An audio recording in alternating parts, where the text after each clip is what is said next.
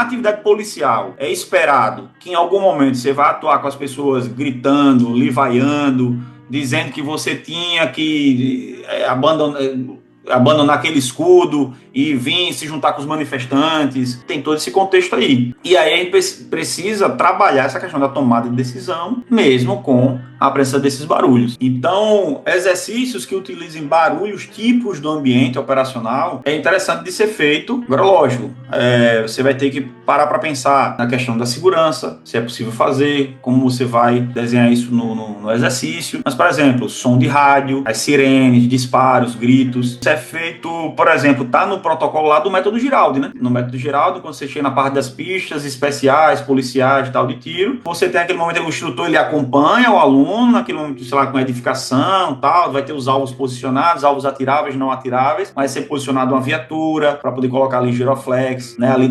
geralmente com a luminosidade ali do fim de tarde, barulho de rádio.